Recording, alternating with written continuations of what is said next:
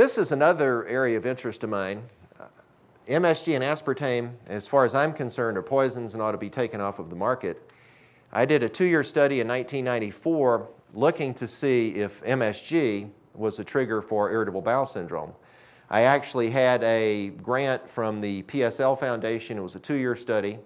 We fed patients a meal with MSG and without MSG, and the results were positive. MSG did seem to be a trigger for irritable bowel syndrome in this small study that we did with 20 patients. MSG is an established trigger for migraine headaches. I have a talk that I give to doctors on MSG sensitivity, and the first question I ask is, how many of you believe that MSG is a trigger for migraine headaches? And they all raise their hand. Then I'll ask them, well, how many of you can tell me other names of additives that contain MSG? And we never get past soy sauce. And point in fact is that there are probably 40 or 50 different food additives that contain MSG. So when you see hydrolyzed vegetable protein, modified food starch, flavor enhancers, flavorings, it's all MSG. And there's not a day goes by in my practice I don't see someone that's MSG sensitive. And I've seen patients who've been to the Mayo Clinic with impaired ability to concentrate and headaches and dizziness, and it's MSG sensitivity. So I've studied this for over a decade. I lump MSG and aspartame together because they both do the same thing, and let me try and explain. MSG is the sodium salt of glutamic acid.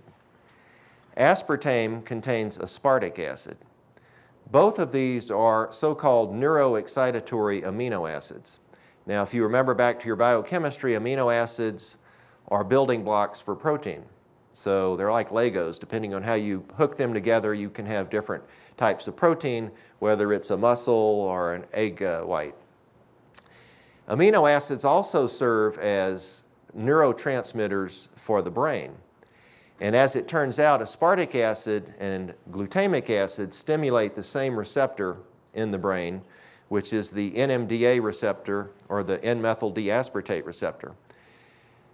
There is and I want you to think about this for a minute, there's a new drug to treat Alzheimer's that blocks the NMDA receptor. It's called Namenda.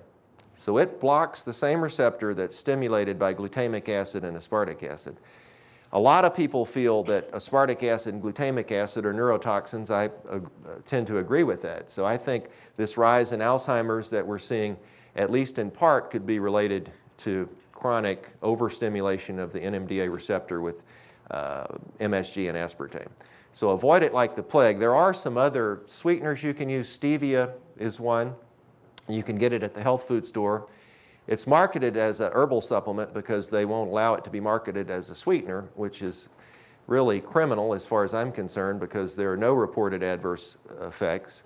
It's a natural herb, but you have a lot of money behind the manufacturers of these two things that are trying to prevent it from being marketed as a sweetener. So you can get it, you just have to go to the herbal section. So enough about MSG.